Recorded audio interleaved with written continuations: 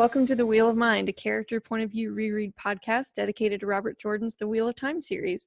This season, we're taking a deep dive into Moiraine's POV. I'm Lajar Dane of the White Oddjaw. Hi, and I'm Gisco Samaras, a scholar from Ilium. Now, I want to warn everybody that we can and often do give spoilers on anything and everything throughout the series. So if you've not read the entire series, we recommend you do that first before listening to this podcast. Now, today we're here to discuss chapters 13 and 14 from New Spring. Lajar, can you start us off with your synopsis of chapter 13, please? Sure, thanks. In this chapter, our newly minted Aes Sedai are proud to show off their accomplishment of having attained the shawl. Moiraine and Siuan go to dinner as Aes Sedai for the first time, wearing their shawls kind of ostentatiously and attracting amused looks because sisters don't normally walk around with their shawls on unless it's kind of a formal special occasion. Being a full sister comes with the privilege of ordering your food instead of having to stand in a buffet line, and even getting paid 1,000 gold crowns a year. Minor noble houses frequently operate on less than that, but the tower spares no expense in making sure that its sisters have all of the trappings of power. Siuan, concerned about safety and whose father had never earned that much money in his entire lifetime, insisted on depositing her stipend with the tower itself, the first bank formed after the breaking. Moiraine has her own banker, however, and even offered to help Siuan set up her own account at the local branch, but her friend could not be persuaded. Moiraine ventured to the bank by herself in a hired sedan chair whose bearers called out into the streets, "Make way for an Aes Sedai!" Then she sits down for some tea with her banker, Mistress Elaine Dormila. Mistress Dormila refers cryptically to a letter that Moiraine certainly never received. Moiraine hides her surprise and plays along, asking to hear the tale once again. You see, a handsome Cairhienin man with a scar near his left eye had brought a letter, forged as if from the Amerlin seat, to gain access to Moiraine's finances. The shrewd banker recognized the forgery for what it was and had the man captured and imprisoned, but regrets not having tortured him to identify his employer. Apparently, however, he bribed the guards and escaped. The bribed guard in question was exiled as a punishment. Although this justice should have fallen to the tower, Mistress Dormila prefers to handle these types of affairs internally and asks for Moiraine's discretion in this matter.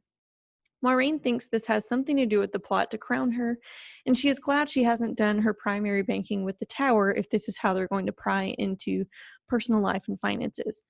Moiraine rewards the banker for doing her best to dispense justice and leaves to make some plans, maybe to leave town, maybe not, and to find a seamstress. She drags Siuan into also hiring a sedan chair to head to the dress shop. Moiraine needs 20 dresses, half for riding, and Siuan begrudgingly agrees to 6, so she can at least have one for every day of the week. Moiraine knows she is ordering far too many dresses to travel with, which she is counting on her fellow Aes Sedai to notice.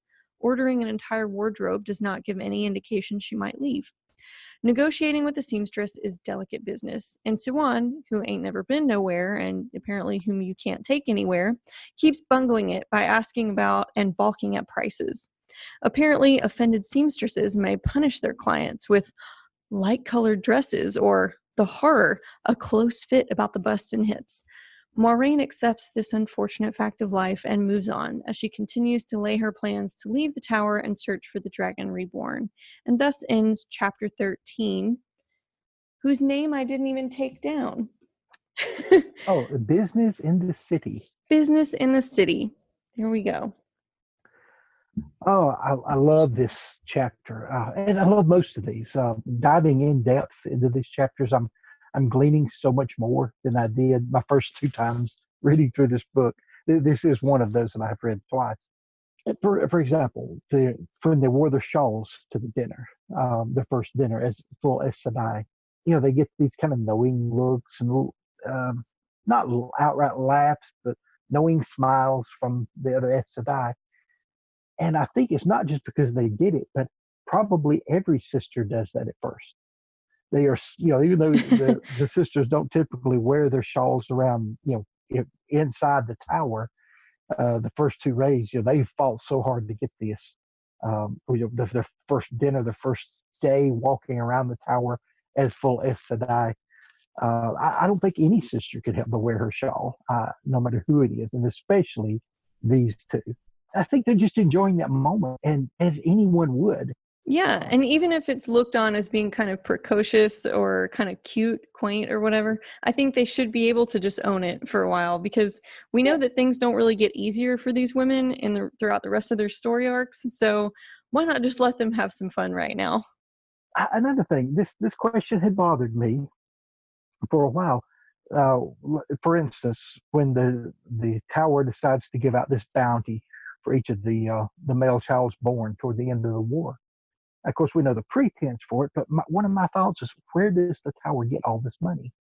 And again, with the stipend of 1,000 gold crowns to each Aes Sedai annually, where does all this money come from? And they kind of answer that in just this one little oblique phrase at the end of the sentence, that the tower is the oldest bank since the breaking.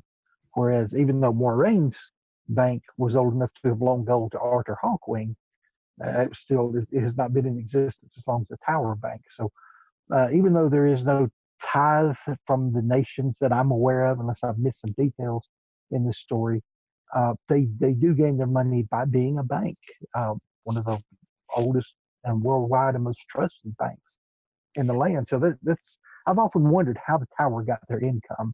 Right? I think that answers it to a point.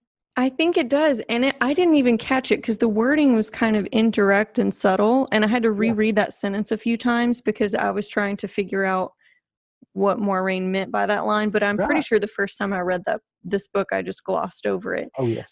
I think that in future books or somewhere towards the middle of the main series, we do hear about nations giving some taxes to the tower.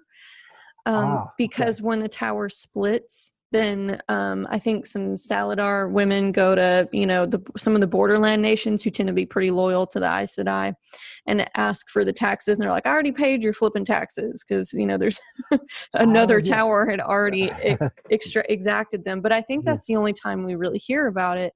And there's so much else going on during that part of the story. So many other storylines kind of spinning out in these wider and wider circles that's really easy to miss. I get, again, kind of an inner look at Moiraine's mind again. And this is a facet we've already seen of her. In fact, we see it cropping up about every other chapter. So this is just deeply ingrained in her personality, is her modesty and the way she is so embarrassed at any hint of what she perceives as immodesty in the way a woman dresses or however. In the seamstress shop, they strip down to their skin. And it's said there with quotes around it, under almost any other circumstance that would have embarrassed Moiraine near to death, but this was for a seamstress, and that made all the difference. So to strip down to nothing and be measured and turned this way and that, when it's for a seamstress, well, that's nothing. She's going to do that all of her life. For any other reason, would be such profound embarrassment that she would wish to die, keep from facing that. And again, we see this about every other chapter. This is a deeply embedded facet of her personality. Her morals, her modesty. Yes. In addition to that, she has all this kind of prissiness about decor and clothing, where she's very particular about whether it's too much decoration or too little. So she does this when she's describing the bank and the architecture and even the way that the banker speaks to her. Like, oh, she doesn't need to be too deferential, but she is respectful. And she always talks about things being, nice with good taste, but not to excess. And then with the seamstress, she's the same way. Cairhien and in general, I think the fashion is to prefer dark colors among the nobility. And so she's concerned that her clothing might be too pale and that's somehow improper. And she's not really excited about all the embroidery that the seamstress keeps trying to push for. So it's funny though, because she seems against this type of ostentation, but she hired sedan chairs with bearers who are like, make way for the Aes Sedai, and it just seems so over the top.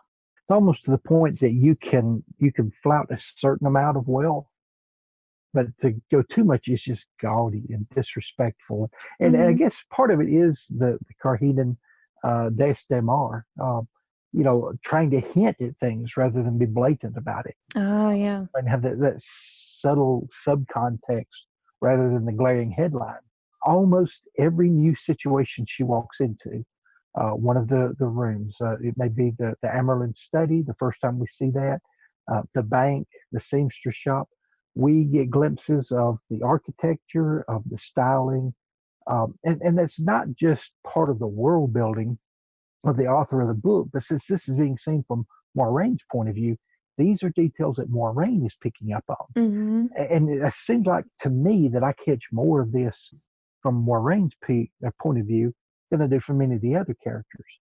Even though there's great wordings and descriptions of places and events, you tend to get more of those little subtleties of what the room looks like, and painted in very few words. But it's as if she just walks in, she glances around, she catches certain details, and she forms an opinion of this person, this place, this business, whatever, based upon all those little details, kind of all at once. Moiraine picks out those details. She's just that type of person. It's part of her DNA, if you would. Yeah, it's an amusing kind of familiar trait that I enjoy returning to every time we start a new chapter, because I know that she's already going to be judging her surroundings in that way and kind of sizing up, is this too frilly or this person has good taste. I'm just enjoying seeing through her eyes in that way, because like you said, we get a lot more detail of architecture than we normally do, and more detail of decor, because I mean, we start for such a huge chunk of the series through Rand's bumpkin point of view, and we know he's not looking at that kind of stuff. But yeah, I like the different points of view. But with Moiraine, it's always with the decor. You know the color of the room. You know whether the cornices are fancily carved or not. You get these details just all at a glance, because Moiraine always takes that in. But I think that makes her a better Aes Sedai as well, as she reads people the same way she reads her surroundings. Mm-hmm. Again, it's part of the Déesse Daemar. She walks in and she starts reading the subcontext of the person, so she's able to befriend those easily whom she needs to befriend. She's able to, just with her body language and all, to assert superiority in a situation where she needs to, and assert leadership without being mean and spiteful. Just by reading people the way she reads details in their surroundings. Yes, she certainly does understand how appearances contribute to and even initially create a sense of power. Yes. And she talks about how the tower seems to get that, which is why they pay sisters so richly with those stipends. And also she brings that to bear in a very concrete way in her mentoring of Rand. As soon as she gets the opportunity to do that in Fal Dara, I don't remember if it's the end of the Eye of the World or the beginning of the Great Hunt, she has all of his clothes burned and replaced with all these lordly, richly embroidered clothes. And suddenly people start calling him Lord Rand, and they start deferring to him. She has him put as second in command when they go out hunting the Horn. And she knows that these appearances matter. And you know that she ordered these things. I mean, knowing just now how precise she is, now we've been in her head so much, how much she thought that through and precisely described exactly what she wanted for him when she went to those seamstresses in Fal Dara. Yes. So she didn't have to have someone go forth with a proclamation of a banner, "Here comes the dragon reborn." People naturally just began looking up to him because of that subcontext, the subtlety of the way he was dressed and the way other people treated him because of his position of authority there. Yeah, and she never had to explain that to him. She just did what needed to be done, knowing how people would respond. Absolutely.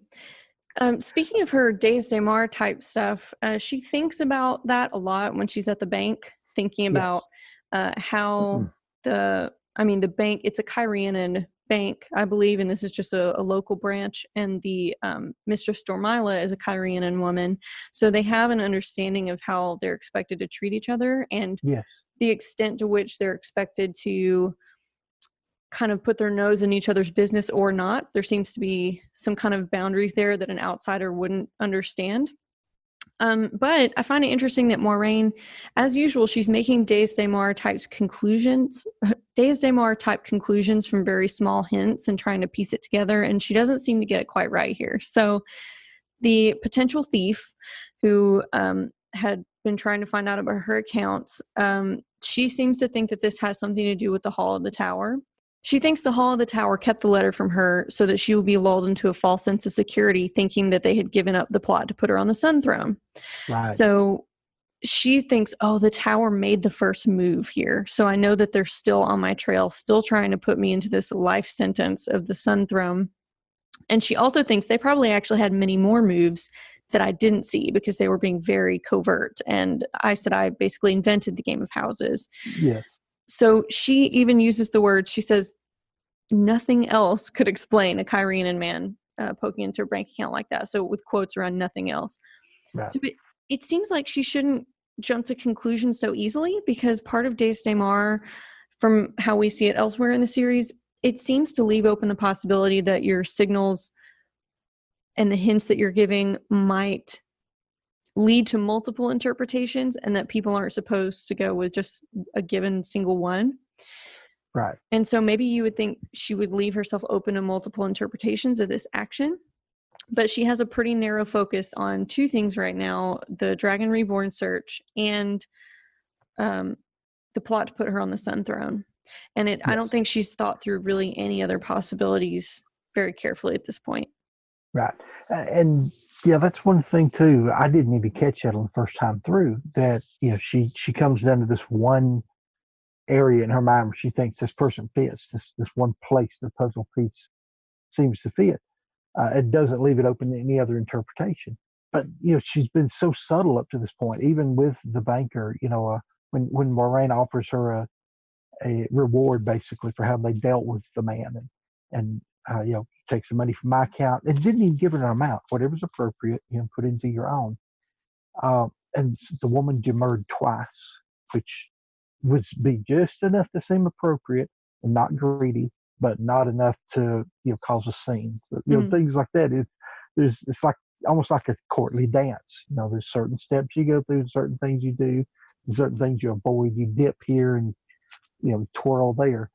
So those things were expected, but how other people fit into it. Part of this might come with a newfound confidence of being Aes Sedai, or overconfidence, I should say, of being Aes Sedai, and the certainty of the young. You got to remember she's still a very young woman here. Mm-hmm. And yeah, I could see that was a mistake. Thankfully, it didn't cost her like it could have, but it was a mistake that she made.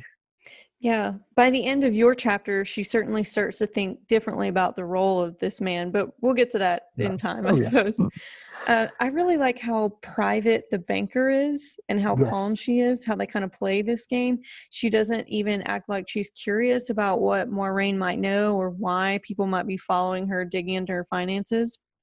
And that also makes her scary. This woman is like kind of creepy. I got sort of goosebumps, not in the fact that I feel like Moiraine has anything to fear from her, but the power this woman has and how she quietly can exercise it. Because she talks about how matters were handled internally. They're doing all these extrajudicial punishments for people who try to commit fraud at their bank. And the situation is kind of disturbing, like the justice she meted out. She said, well, we wished we could have beat out of him who his employer was, but he escaped before that. And then the way that they punished the bribed guard was really creepy. Moiraine was thinking, oh, this guy must be like somebody important's nephew because they let him off so lightly. But what they did was like strip him of all of his wealth and anything that he might have had on him, and sent him on a ship to somewhere across the world, like selling ice, buying ice peppers up north or something like that. And there's some dark, kind of creepy implications here. She's like, he didn't have any way to make money, so they might not even let him off the ship. He's going to have to work his way out of there with the captain.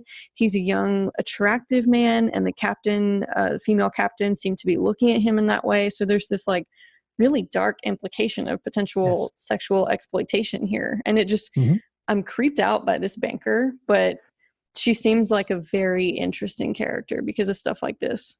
Right. And as I said, if the young man had not been, probably someone well-placed or from a good family, he probably would have been floating in the river another way, or traveling in the river another way. So it's part banker, part mobster, if I can say that. And then one nice detail that I have that I picked out, I thought was, well, it was just funny to me. Uh, when they were at the dressmaker shop, getting fitted, and she's trying to talk some sense into Siwan, who just, has never encountered this. She doesn't see the sense of it. This is wasted money because she grew up, very poor and would be very frugal with things. And Moraine kind of has to tell her, just be thankful you're not dealing with a hairdresser. And she listed off how they deal with the other people as well, but says basically they do what they want to you, and you don't know what they're doing until they let you look in the mirror. And then, quote, at least that was how it was in Carhane, end quote. So again, of course, it's the only way she'd ever had a hairdresser was in Hmm. Carhine. But this kind of gives you a glimpse into their culture again. And she does kind of stop. Well, at least that's how it is there. It may not be that way everywhere, but kind of a glimpse into her culture and the things Yeah. she's endured in her lifetime, and is trying to get across to Siwan, who is such a lovely person, such a Hmm. powerful, such a strong woman. I admire Siwan, but in some respects, she's still a bumpkin at this point. Hmm. And we say that as former bumpkins ourselves. No offense to fellow Former, bumpkins, right? former, I'm still Current bumpkins, yeah. one current, one former. Yeah, Yeah, there you go. Um, yeah, I like that actually spoke to how Jordan seems to write feudalism into his books across the world. In most of his kind of Western Randland cultures, the servants and folks in kind of what appear to be lower rungs of social status seem to have quite a bit of power. I think we see this a lot when Elaine takes the throne, because you she talks about how you can't make the servants upset because they control a lot of things about your life. They could make sure yes, your bed is uncomfortable and that your room is just a little bit too cold and that your food is not any good. And um, it's an interesting take on feudalism and kind of this not quite medieval, but it's like Renaissance yes, type of society, technologically and socially in a lot of ways. Because if you look at the more grimdark type of fantasy authors, they try to critique this cute view of feudalism and say, well, no, these common people wouldn't be happy about their situation, and they don't really have any power, and they just get um, harassed and used by the nobles and that type of thing. But there's kind of a sunnier view of the responsibility that people with money and power have in this series. And I hmm, think it's optimistic, and Moiraine espouses this view that nobles need to be taking care of their people.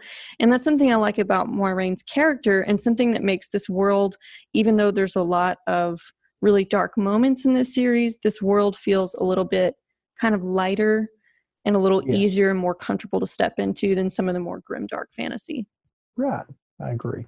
That was about all I had on this chapter. Do you have anything Okay. else? Are you ready for Uh, chapter 14 no, synopsis? let's dive into chapter 14, changes.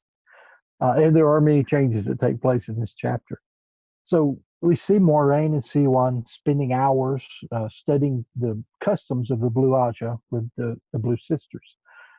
Customs which are as varied and complex as it was learning the White Tower customs back when the two of them were accepted. She noted that Siwan seemed to learn most of it after only hearing it once. Now, they also began to learn certain weaves that were only for full sisters, things like the water bond, and some other weaves that were known only to blue sisters. Now, Moraine starts surmising that other Ajas would have their own secret weaves that only their Ajas know, as well as some of the sisters might have secret weaves. And here she admits that she has a secret weave that she learned before she came to the tower, though she doesn't disclose in this chapter what that might be. Uh, they also learn the secret to ignoring heat and cold that all the sisters seem to possess. Now, Moraine was a bit surprised to learn here that there is enmity between the Ajas to some degree, and that some houses or some Ajas were aligned with others in disputes that went back centuries. So they would have allies, they would have um, houses that were totally against them. They would, blue and red, or seems like bitterly opposed, and some of the other houses will side with one in some instances and side with others. So these these strange mixture of alliances and enmity between the Ajas that the accepted and the novices knew nothing about. This is only for full sisters to know and understand. Um, and I like this. They brought in some kind of festivals here at the Feast of Lights, that which is their New Year. Moraine was again. She meditates on the weighing of the towers. All these servants go in and light candles in all the windows of the tower. Some of these rooms which are unused all year, except for the times when the servants went in to light these candles, and how much of the tower is unused at this time. Then the first of their perfectly fitted dresses arrive, which had much more embroidering than what Moraine had desired. And they arrived just in time for many of the dances and the balls, to which Moraine received numerous invitations from Carheen nobles and merchants in the area, all of the invitations which were burned unanswered. Moraine did think about the fact that um, there's an unusual number of Carheen nobles in the city, something she thinks the tower behind, which they probably were. Siwan begins to suffer from the stress of the work that she does with Talia Sadai, so much that at one point her oath chokes her as she starts to tell a lie in frustration. Uh, Moraine suffers from boredom of her job as she stands and signs scripts approving the money to be handed out in the bounties from clerk after clerk who wait in a long line outside the chamber where she works during the day. She does notice from these reports and things that many of the camps were disappearing as the soldiers and all their entourage left these camps for their homes. Now, just as the Feast of Lights was being completed, Elid was summoned for her testing. But she was summoned up for her testing, but sadly, she never made it out of the Terangrial. There was no announcement, just some private, silent vigils held by those who cared about her, and her belongings were quietly taken away. It said that the tower does not announce its failures, and there's no greater failure than losing someone in the testing for the shawl. But friendships are formed. Siwan begins to form a friendship with Lilane, while Moraine cultivates friendships more with Anaya. Both of them begin growing closer with Leanne and Aideen Canford. Moraine and Siwan bake the pies for Eldra. You remember the sixth sister who greeted them from the Blue Aja. They had to bake pies for her. So Moraine's was so bad that the sister couldn't eat it. They said she turned green after one bite. While Siwan's tasty fish pie later had her running for the privy. I have a clue that was probably done on purpose. um, 8 days after the Feast of Lights, which was only 7 days after Elid's failed test, on the holiday of High Chesaline, Sheriam was raised to the shawl. Again, she accepts the blue. And Moraine was there to place the shawl upon her when she chose the blue Aja. Some of the sisters begin talking about a resurgence in the tower, yet Moraine still broods upon the weakness of the tower and the fact that while these three sisters were raised up in a short amount of time, there were no new novices added during that same time. At the end of the 3 days of reflection, which is what High Chesaline is referred to in Carhine, at breakfast, Sister Rima Galfrey enters the dining hall and announced to everyone that, and I quote, Tamara Aspenia, the Watcher of the Seals, the Flame of Tarvalon, the Amerlin Seat, died in her sleep. End quotes. Moraine, of course, as anyone would, immediately begins to think about the advantages, but that makes her feel so ashamed. So she begins to carry out her own penance upon herself. She wears a very light blue dress. It's the closest thing she had to white, which is their color of mourning, with the embroidery, which they described as looking scandalous, and that's not described to us. It's left up to your imagination. But she wears that to the funeral as a personal penance. The Amerlin's body, as she requested, was burned on a pyre, and her ashes scattered across the grounds of the tower by the sisters of the Blue Aja. The evening of the next day, Sierra Vayu was raised from the gray to be the new Amerlin. She was very strict in following all the law of the tower, but she called a new keeper and a new mistress as novices from among the red Aja. And these were customarily chosen from among the the Aja that the Amyrlin has just left. And within a week, she had banished every male clerk from the tower, most of them on frivolous charges. Many of the sisters were punished, some by a year's banishment from the tower, some were birched. Moiraine surmised that those few sisters who know about the Dragon Reborn would not tell Ciaran. Moiraine convinces Ciaran to release her from overseeing the bounty on the grounds that it was a waste of her time, but Ciaran orders Moiraine to remain in Tar Valon and hints that Moiraine might be of more use to the tower soon, which obviously meant the Sun Throne of Cairhien. In her rooms, Moiraine hints to Siuan that she's leaving the tower. Again, she doesn't come right out and say it, but it's obvious that Siuan knows what's going on. Without carrying out a tearful goodbye, she dons her riding dress and takes Arrow from the stables, carrying no packs or saddlebags with her. She goes to the bank, gathers several letters of rights along with gold and silver. The banker insists that 4 of her footmen escort Moiraine to Timor's shop, which she gathers the last 5 of her riding dresses that she had ordered and hired some porters to help carry all these goods. Travels to North Arbor, where she hires passage aboard a ship called the Blue Wing for herself and for Arrow. As soon as the Blue Wing pushed off from the docks, she spied the man who had been described by Mistress Dormail at the bank, standing on the docks talking to the dock mistress, a tall Cairhienan man with a scar. Thus ends chapter 14. You had quite a lot of events going on in this chapter. Maybe not as much in way of like character stuff as we sometimes do in the slower chapters. Right. A little more action, a little less detail, I guess you'd say, or building up of things. So it was very good. Some of the things that I like about this chapter, of course, the references to the holidays they have. Not a lot of detail on these, just the Feast of Lights, the High Chazalan, which, it lends so much more depth to the story to me just to know that they're there. You don't have to go through details of everything. But as we've said before, there's not a lot of organized religion in this world that's built here in the Wheel of Time series. But what we do have is people, when they desire to take in personal responsibility for their own emotional well-being, their own spiritual growth, spending time in prayer and things like that, if they desire to. But that's just open to an individual. It's not something that's enforced or led. But they they do have certain feasts and things here that they are involved in, and to me that just adds a lot of depth and warmth to the story. It does. I like those moments in world building. Yes.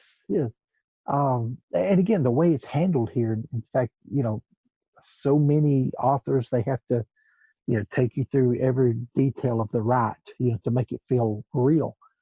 If it's something you go through all your life and you're just kind of casually observing, you just kind of mention it and go on the way Moiraine does here. And I like that about it. She cares very deeply. She has a very strong moral sense of right and wrong, of how people are to be treated, of being the perfect blue and she's standing up for causes.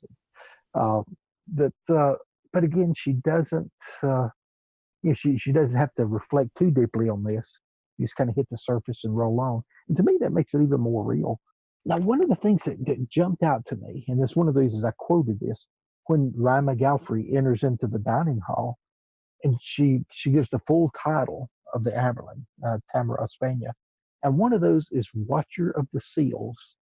It's one of the titles of the Amyrlin seat. Yet I dare say probably no more than 1 or 2 of the Aes Sedai in that whole world even knew what that meant.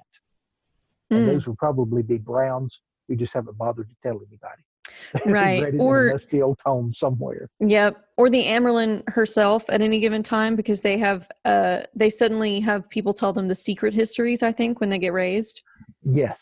But but anyone else like alive other than the keeper and the Browns who keep the 13th depository, like the secret restricted part of the library, I think nobody else knows about those and knows about the fact that they have no idea where they are.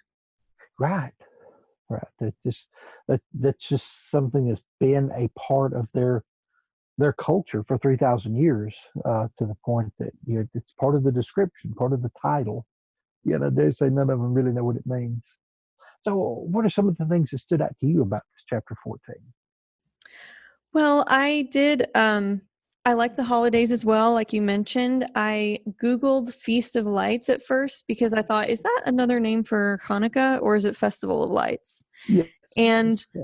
I did find that when I Googled Feast of Lights, Hanukkah still came up as basically all of the suggestions. And I thought maybe that sort of is what he's inspired from I, and referring to in a way. He yeah, seems to do that with a lot of religious iconography, like, oh, here it is showing up in another right. turning of the wheel. Yeah, I, I kind of like that, and I saw the same thing. I'm saving it for the after show, but we can go ahead Oh, and get on yeah. it now. The festival or Feast of Lights, Festival of Lights, and then 8 days later, High Chazalan, which Hmm. is a time of reflection, very much like Yom Kippur. Oh, So, yeah. and even though the timing is not exactly the same, it's just very reminiscent of those Jewish holidays to me. Which, Hmm. of course, I don't observe them, but I know enough about them that I deeply respect them, and it did bring that to my mind as well. Not upon my first reading of this book, but as we were delving into it, as we are, looking for those little details and how it ties into the rest of the story, and trying to look into the mind of such fascinating characters. Hmm. Yeah, it jumped out to me this time. But yeah, that's very much like some of these honored Jewish traditions. Yeah. And you're right, he weaves in so many of the iconographies of different belief systems that we see, because it is a different turning of the wheel. Hmm. It's not beyond the stretch to think that may have been his inspiration for it. Yeah, he also had, and if this is a little too off topic, I can cut it and put it at the end so that it's Oh, sort of after show. oh yeah, that's fine. But he also did that with, he had the six-pointed star show up in the shawl test in chapters 9 and 10. Wow, So that was the yes. symbol that she's supposed to walk to every time. That yes, that was so obvious, and I didn't even really catch it. Yeah, Oh, this is yeah. Star of David. So We didn't have a lot of time to talk about it on those episodes, I don't think, and we right. had so many other things to talk about it. Just, we kind of exhausted the chapters by that Yes, point. But I looked it up, and, the Star of David, we know today is very associated with Jewish culture, but it wasn't always a Jewish religious symbol. right. It was used um, by people of the Jewish faith more as a mark of things like their trade, or something like their family heritage or something. Until the 19th century, they started using it more as a religious identity when they were moving into Europe Okay. and were kind of a Yes. minority there. Hmm. So before that, it's because it's such a simple symbol, it may have been independently invented in a lot of different cultures, with it just being two triangles. Right. But it tends to represent something kind of similar in all of them, and similar to the symbols that Jordan uses in other places, like the modified yin yang for the ancient Aes Sedai symbol. So in Yes. ancient Hindu art and writings, the six-pointed star signifies masculine and feminine energies kind of intersecting. Yes. Hmm. And then other places that it's used tend to refer to a joining of forces similarly. So I think it's used as decoration Yeah. in churches of the Latter-day Saints currently, and they see it as man reaching up to God and God reaching down to man. At least this is mostly me reading from Wikipedia a couple of weeks Oh, ago. oh So yeah. I understand. I understand. But it's nice to see these things that are put in here that are so subtle. Again, it's as if the author is playing Destamar with us. He adds in these subtle hints of things, um, not really lifting one above another, but yet still carrying these things into his world.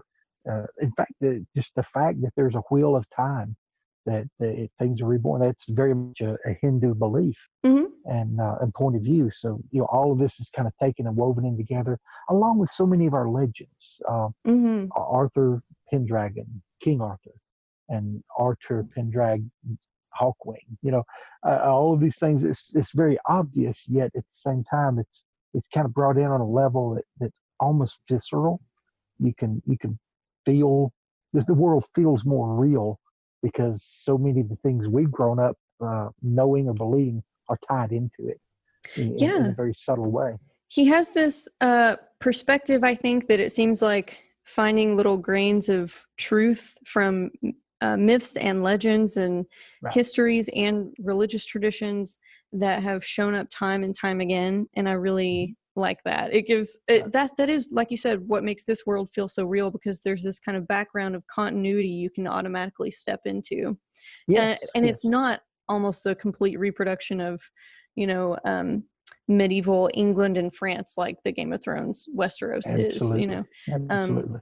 so yeah, it's just these little pieces woven together, and I really enjoy that. But I think I've probably rambled enough about that. Sorry, we can get Oh, back to no. our chapter 14 analysis if you want to. That's fine.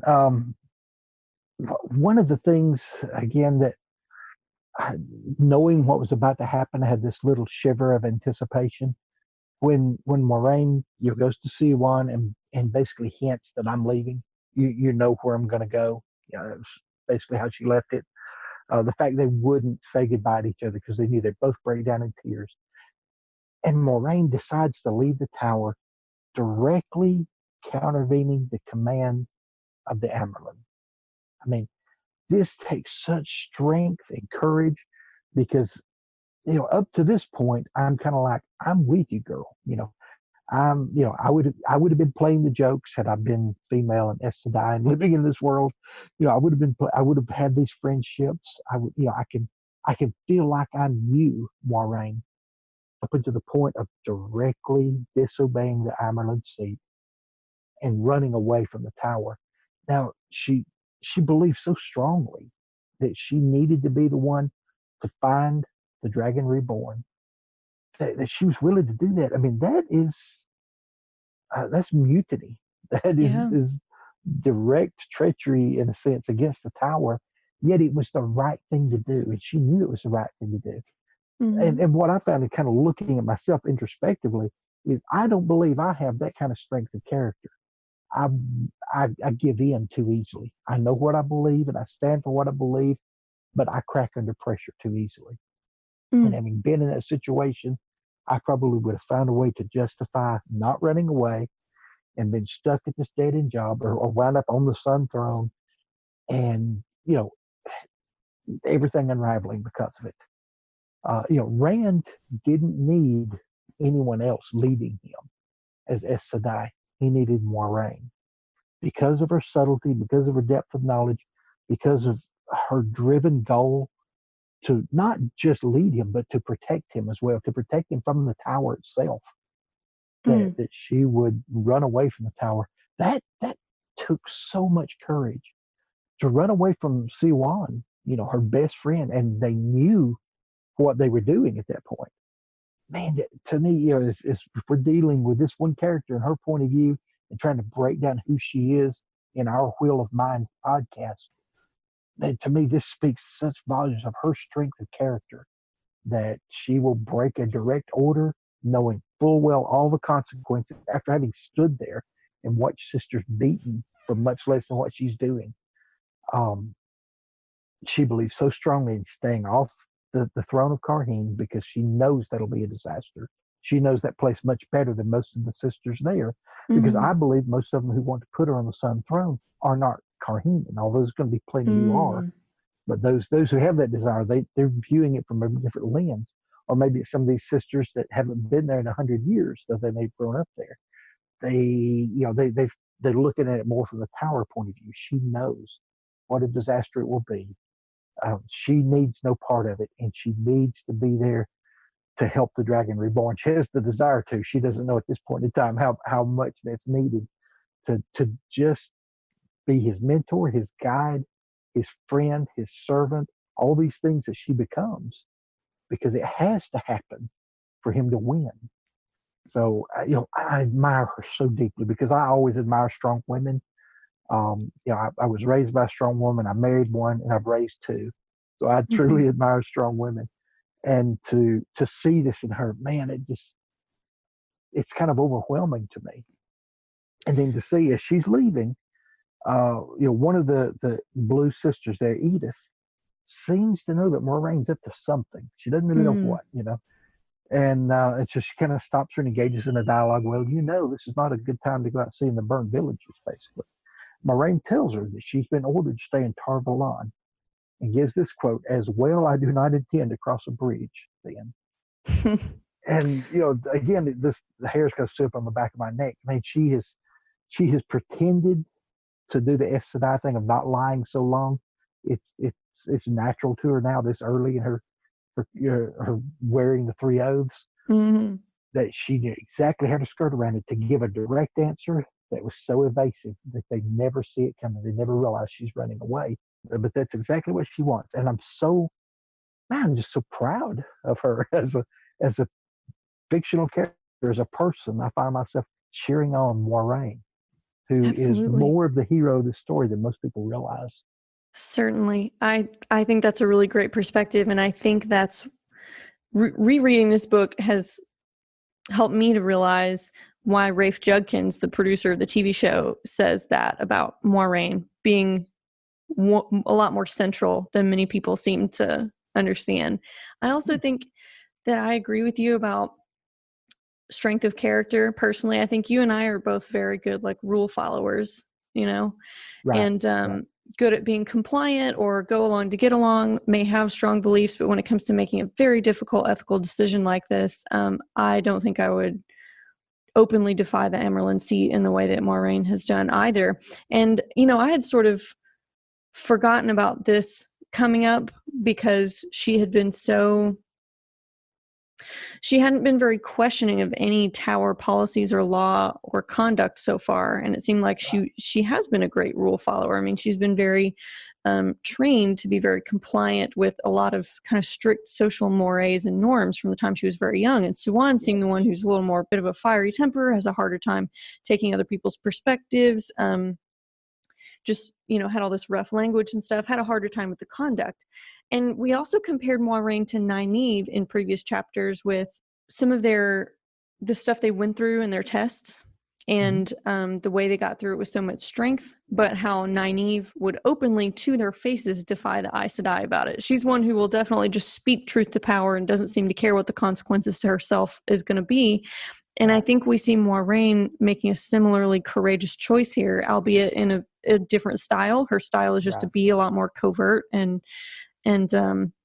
but she talks about what the consequences would be to herself, and they would be probably within the category of every type of penance or punishment that a sister could gain. She would probably have a sampling of all of them.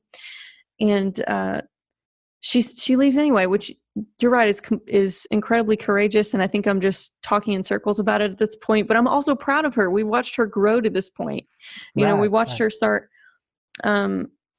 really find her cause very early on and be hyper focused on this, at the same time that she's also worried about the issue with the numbers of people in the tower. So there's this seed planting that she's not going to be completely on board with everything the tower is doing, and that she understands it to be in some kind of danger, and that she's going to defy the tower to save the world and the tower. I think if she had been around for more of the middle books in the series, she would have been kind of cheering on Egwene and trying to unify the tower.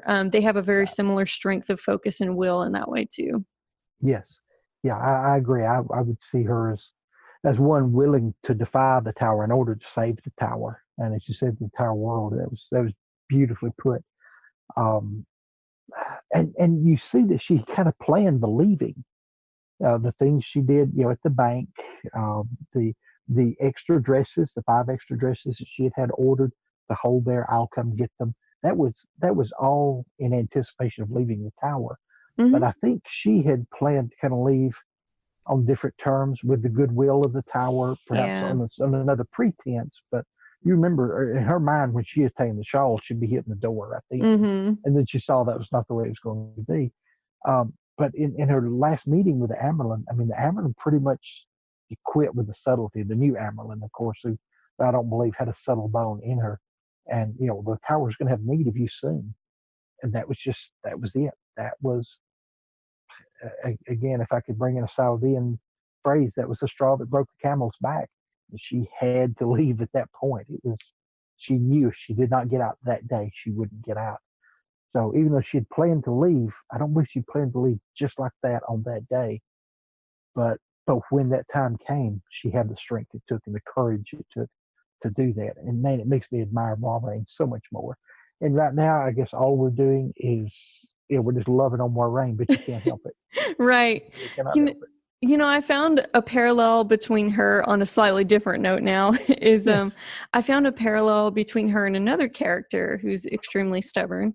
So Mhm. she kept getting invited to a bunch of kind of dances and banquets and balls and stuff. Yes. And she burned the letters just like Rand did when he was in Cairhien, and people thought they're like, "Ooh, who is this outland lord who has an Ogier with Yes. him?" And everyone kept inviting him to stuff because they assumed he was important, and he just burned the letters, and Huron's flipping out like, "Oh, Lord Rand, you can't do this. That's Yeah. they're going to be Yeah. offended, and they're going to send assassins after you." Moiraine thinks about this, and she's like, "No, I'm not going to be involved. I know that that's also a way of still being involved in the Great Game, but I don't care, and I'm burning these Right. letters." And then it's funny because she confronts Rand about burning letters at the end of the Great Hunt in chapter 49. I had to go and look this up because I remembered Yes. something about it, but not quite how it was worded or where. But Rand was like, "I didn't do anything in Cairhien," but of course, after he left, there was a civil war there. So he says, "I didn't do anything," and she said, "Doing nothing was always a ploy in the Great Game," she said with a sigh. Oh, yeah. So, and So she's quite familiar with that. yes, those around her took what he was doing as playing the game, but even though he didn't think he was playing. Ah, I see. Yeah, I recall that now that you brought it out. So I just thought that was kind of a cute callback to Yeah. she did Yeah. sort of reminisce on that without telling everybody the story, like doing nothing was always a ploy in the Great Game, because it obviously didn't work for her either. She still in future chapters bumps into Aes Sedai all over the place. Yeah.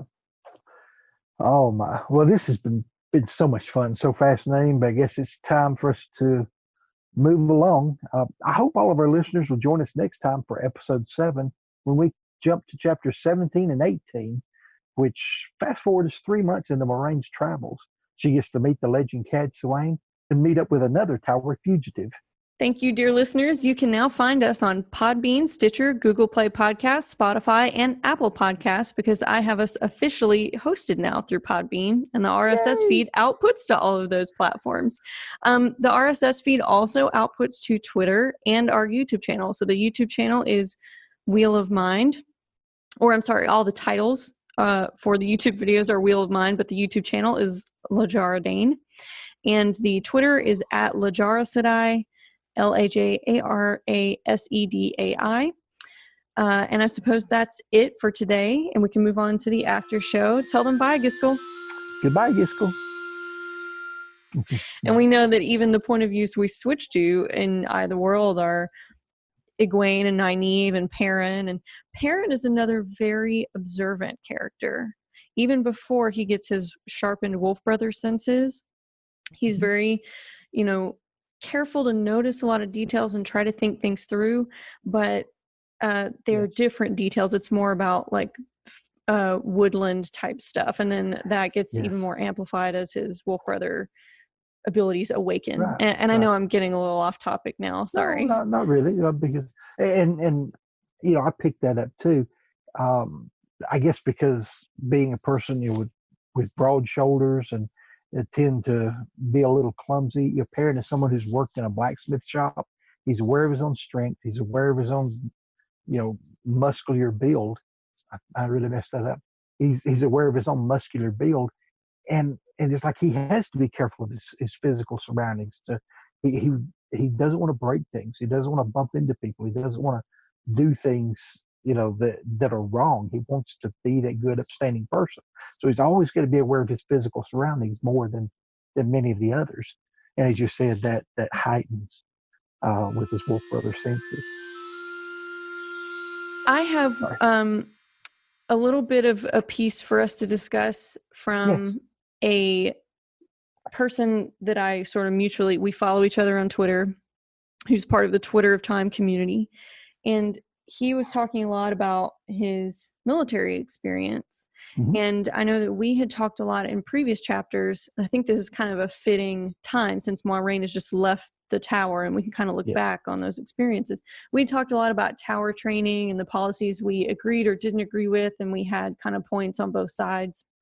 But there was a lot of things that seemed sort of abusive about the tower, or at least shocking to me, snowflake that I am. So I thought I would read what Herod Fell from Twitter had to say about that. He emailed me a lot of kind of details of military training and how it lined up with some of the stuff they were doing in the tower. Mm-hmm. And so you can find him at, he's Herod Fell on Twitter, but it's at FELHERID. So it's a little backward, at Fell Herod. He's, if you remember, Herod Fell is one of the philosophers from one of the schools that Rand sets up, because he sets up these schools to have kind of a legacy and put something good out into the world. And Herod Fell was the philosopher who kept trying to figure out the prophecies. And then after he died, Min was reading some of his stuff. So that guy role plays as him on Twitter, basically. Yes. So he says that the White Tower and military, and here I start quoting, are both isolated communities that recruit from out of themselves, and they have to change the recruits from them to us. This is the base concept for doing things like shaving heads in boot camp and getting rid of all clothing from before the tower. It's also the reason why all novices wear matching clothes. Removing distinguishing and visible differences forces a connection between recruits. Combining that with shared hardships such as extreme physical and mental conditioning and sort of hazing creates an intense bond between those who complete training. Yes. The difficulty of this training keeps the washout rate high, which improves the overall capability of the community and reinforces the bond of those who do complete training. The other major effect that this form of indoctrination has is it turns out people that hold the institution as more important than themselves, which is vital to an organization that frequently sends its members into potentially fatal situations that they have no personal benefit from. End quote.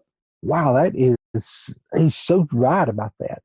And of course, our author, Robert Jordan, who's graduated from the Citadel as James Oliver Rigney Jr., knows a lot about military training, having gone to one of the more prestigious military schools. So I could see how that was brought into this world for that very thing, to go from a them to an us mentality. I'd never looked at it like that. I'd heard people describe military training from our various branches and the reasons for it, how they broke a person down in order to build them up again. I have even heard, again, this is going a little off tangent, but the book by Orson Scott Card, Ender's Game, is a science fiction book that is recommended by many military people for the new recruits. Basically, read this book and it'll help you understand why you're going through some of the things you're going through. Because in that book, they were doing that, but they were doing that with children. So the training was even more intense and it's more breaking to a person. I think you have a point that it seems like there's several authors who have some insight into military training and the psychology of it.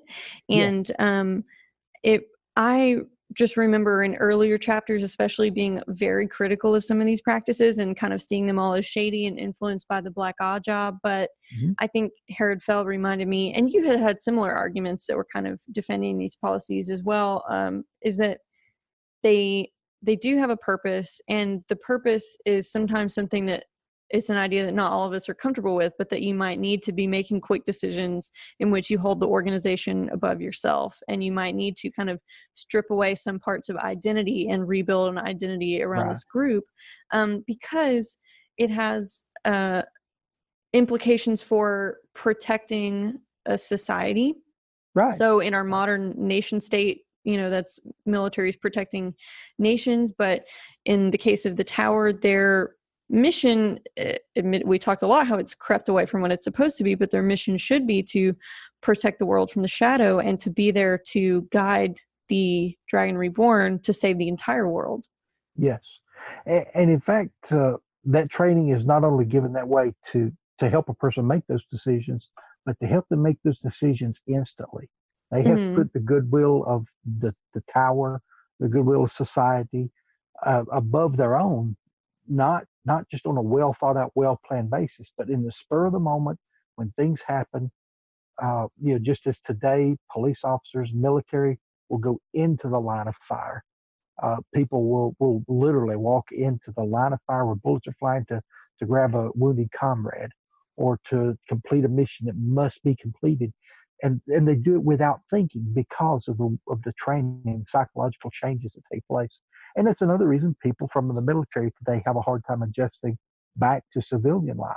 Mm, Here in the White Tower, they don't have to do that. There's no readjustment right. because unless they've been steeled, you don't go back to the private life. Mm. And just to be steeled is, be better to be executed. Well, at least from until someone finds a way around that. Right, as many of them view it. I think Yes. part of that's an interesting topic I've been thinking of a lot as I've read the series anyway, is stilling and the way they treat it, and gentling as well. How that's maybe it's so bad because that's how everyone talks about it, and they provide zero support to the people who go through it. So Right. it seems like a traumatic experience. And I get that Robert Jordan, it seems like he wrote it in a way where, yeah, I mean, it's magical trauma. So it's like leveled up from anything you can imagine on Earth, in which people can get through all manner of things. Yes. But maybe this magical trauma is kind of supposed to be insurmountable. But then we see that Siwan and Lyanna find other purpose in life, and that maybe a lot of the reason others don't live very long afterwards is that they don't have any kind of meaning in their life, especially Right. because all that training as an Aes Sedai has taken away your meaning, except for the tower. Being Aes Sedai is so much of your identity that if that's taken away from you, what else do you have? But I think still the Aes Sedai could be rehabilitated. And I think we see that. And I actually sort of don't like it for Siwan and Leanne's characters that they got healed later. Right. In a way, like for them to empathize with them, I'm glad, that they've got the power back, but I'm actually not glad from a disability politics type of perspective, because it almost says that, oh, well, they can't actually continue like that. Like, we have to give it back to them. I think it would be Right. interesting if you had characters who they just have to continue to live with some limitations and then find out that it's doable. Yeah. Because in life, people have to face things like that fairly often. That's very true. Yeah. So I don't like the narrative that, oh, life just isn't worth living if you get stilled or gentled. And I think it would be interesting if we'd seen the series resolve where that was the case, that people did get to find some meaning in it. But I also love it for Nynaeve that she had that big accomplishment. So I don't want to take that away from her. But a lot of that would be their society, the cultural accepted norms of things. Like you said, being stilled, being talked about among the Aes Sedai, they almost only talk about it in a whisper. It's so terrible. So if someone is even contemplating something that, where they might be still, that it becomes, again, that nameless, non-described horror that's worse than the reality of it. So when the reality comes to those few individuals, they don't look beyond it. They don't look, okay, how can I build a life beyond this? The way Siwan and Lyanna was forced to do. But there is life beyond that. It's just a different life. But they refused to look at that because it was something that was approached and spoken about with such dread culturally. I think they considered there's nothing beyond this. So most of them gave up if they were ever at that point. Most of them who were ever steeled.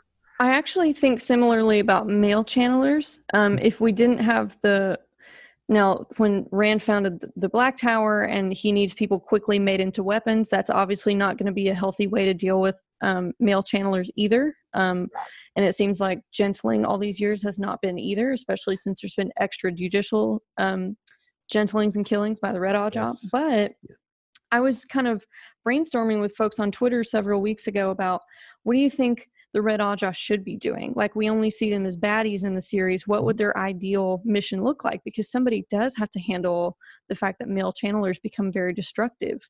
Right. So some of us came up with the idea sort of collaboratively that maybe if they got enough social support to keep them doing something productive inside of steadings, or steading rather, I guess it's already plural, you could have the Red Ajah and the Yellow Ajah working together to try to sort of set up these maybe like halfway houses or some kind of sort of rehab. So maybe you could still gentle them, but you could have a place for them to have meaning in life. Or maybe if you didn't gentle them, you could get the Ogier on board and get these guys like taking care of the environment and farming. And I'm not really sure, but I think in an ideal world, we had some interesting ideas about what the Red Aja could be doing in preventing the destruction that male channelers can do. Yeah, because I believe that their original purpose was to, hey, let's save the world. We've got to deal with these male channelers who are going crazy, bringing about all the destruction.